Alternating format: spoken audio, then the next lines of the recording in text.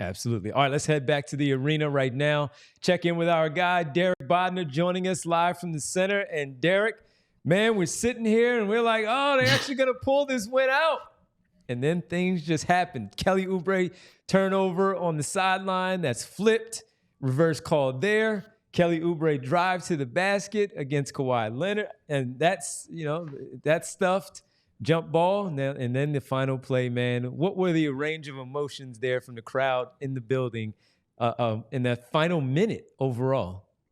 Yeah, well, I think in the final minute, it was mostly fans being angry at the refs, and I think a lot deservedly so. I think there were some missed calls there as well. A lot of mistakes by the Sixers as well to sort of put them in a position where a missed call could impact them. But certainly, I think for the most part, it was fans reacting to the missed calls. With a notable exception that early on, like the slip by Maxey is, I think, when fans started going like, "Oh no, this could not go our way," because that was a huge turnover, obviously, and then you compound that with the questionable one on Kelly. I'll generously call it questionable, but I think for the most part, it was about the officiating. So Derek, let's talk about the officiating, and let's talk about it. Just what did Nick Nurse say, and what did Kelly Oubre say after that game? Yeah, I thought Kelly handled it really well. Like, he came out and he basically just apologized right from the jump, said he understands whatever fine is coming his way, if there is one coming his way, and said that he has to do better, that the emotions got the better of him. I love Kelly Oubre. He's a good guy. I like him. He does. He's crazy, but I like him. He does seem like a good guy. And he seemed like he actually really meant it. It didn't seem like he was just trying to beg to get out of an upcoming fine there. So I think for the most part, like, I think he was almost more frustrated with the challenge that ended up not going their way. He said he didn't get an explanation on that one. I think that one probably frustrates him as much as any. I do think I saw from Keith. Keith was a pool reporter today. Yep. I think I saw him tweet out that they said that should have been a foul. So he seems like he has a rightful gripe with that. I thought it was a foul too. So, yeah, for the most part, I think they handled it both pretty diplomatically. I was expecting more fireworks. Nick Nurse wasn't necessarily as apologetic about it, but he also didn't go in on them how you might expect, because quite frankly, that was the most angry I think I've ever seen Nick Nurse.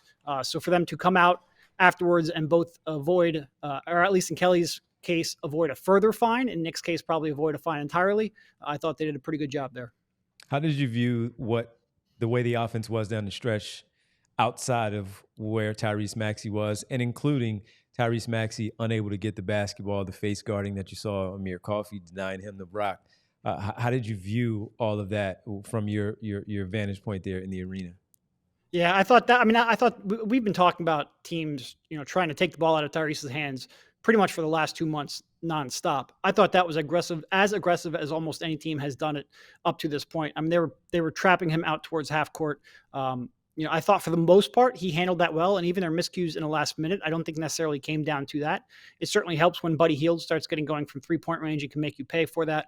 But I thought that was a big reason why they went small down the stretch too, just to give you another ball handler, another passer maybe in terms of Batum on the floor. I did think they probably could have used Kyle Lowry on the floor in the last minute or so, just to give them another real trustworthy ball handler, because outside of Tyrese, I don't think necessarily all that many players had much confidence putting the ball on the deck. But up until that point, I thought they were actually handling it pretty well.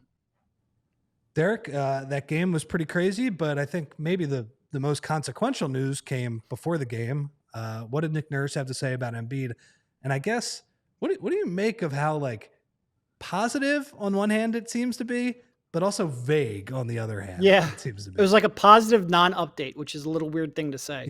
Yeah. No, he basically said that Joel Embiid was, going through basketball drills. He obviously wasn't playing any kind of scrimmaging because the team was on the West Coast trip, but that they are still confident that he will join them before the end of the regular season. And it is sort of the party line that they've had for a long time, but to hear it reinforced is nice. You would like to hear some details to go along with that. But I think, he basically said, like, we're just trying to get him now back in conditioning and get him back doing, more basketball stuff and get confidence in it and get that ramp going. So it does sound like they are expecting him to, return before the end of the regular season. Exactly when, we don't know. I do think they're being a little cagey, probably on purpose. I do think this is the kind of thing where you're not going to get the details you want until he's pretty much ready to play.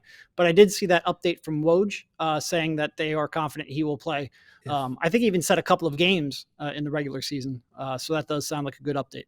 Woj said if. It's not a matter of if, but when. So again, not exactly a timeline here, not exactly a specific return to play schedule, but seemingly optimistic. Derek, real quick too. Well, we could believe money, or we could believe Woj, or we could believe Money Mar. I'm not sure. Well, I guess we'll find out. What did Nurse say about? He also said something about Rocco and Melton too, right? Yeah, he sort of said that they were optimistic that they could get them back before the playoffs. He did say that Covington was closer than Melton. With Melton, they're still trying to work on pain tolerance is the way that he phrased it. So it was sort of like, I felt like Covington was a positive update. Melton, it still seems like we just don't know. Going off of that, it wasn't a very long update, but he did say that they were confident or hopeful that they would get those two back before the playoffs, and that they were more confident in Covington. Real quick, man, as we talk about that, Chicago defeated Indiana, so the Sixers are still a game and a half back of the Pacers, but now just 4 really games could have used this one. Yeah, ahead of the Bulls now, and as we get ready, certainly because we do talk about it. We spoke about it yesterday on the show, and Rich and I just spoke on it a little bit. That's why this one was a kind of crucial. You had this when you were in it again. The Clippers gave you this game, and you fall short. Would have helped you in a lot of ways, including jumping over Miami, who also lost last night. Yeah, and I really thought in the first half was when they were solidly outplaying the Clippers. I thought the Clippers defense was pretty tragic. I think the Sixers let them off the hook. I think there were 5 of 20 from three-point range, and if you make a couple of those shots, I think this game would have been out of reach. I think that's really where, like, as much as we'll pay attention to down the stretch, and quite honestly, they should have won this game down the stretch as well with a little more execution. I think they had this one with a little better decision-making. Like I said, I think there were a lot of missed calls. I think the overturned out of bounds one was inexcusable. I didn't see nearly enough to overturn that one. I do think Kelly got fouled on that last drive. The wedgie one, I thought we probably got fouled on, but it was so minimal that it would be hard to expect that. But then again, they made so many bad decisions. Like even the Kelly shot at the end, like you've got to pull up before then because he didn't get the shot off in time. The question was just whether or not he got fouled in time. They put them in a spot where a couple bad calls could change the course of that game. And they did that because I think they made a lot of bad decisions. So this was a tough one. Did you think he should have passed it to Tobias in the corner as before he ball faked it? On the last play? Yeah. I just would have liked for him to, maybe pass it. Maybe even just try to force a floater or a pull-up jumper just because you have to get the shot off. Like you can't hope that both, Kawhi fouls you and then you get the call from the refs. I just would have liked almost pretty much anything. I don't like relying on a foul in that situation. Yeah, that's all I got. It was a tough one. Man. It was a tough one.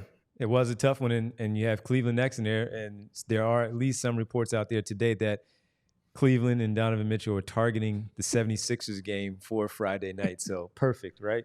Perfect. Yep. Perfect. And by the way, he's like borderline, like he's not as important as Embiid is to the Sixers. He's very important to their team, though. Yeah. If you want the full video of those updates of the injury updates, and I'll also have Kelly's bit, go to the PHLY_Sixers Twitter. I will post them there. All right, man. Well, listen, enjoy the day off tomorrow. We didn't let everybody know, but we're off Thursday. We'll be back at Deeks on Friday. Derek, get ready for some barbecue, man. Yeah, I definitely am. Very much. Thank you. All right, man. Drive safe. Get home safely. It's still raining out there. Derek Bodner joining us live from the arena following the Sixers 108-107 heartbreak. We all silly like the mayor.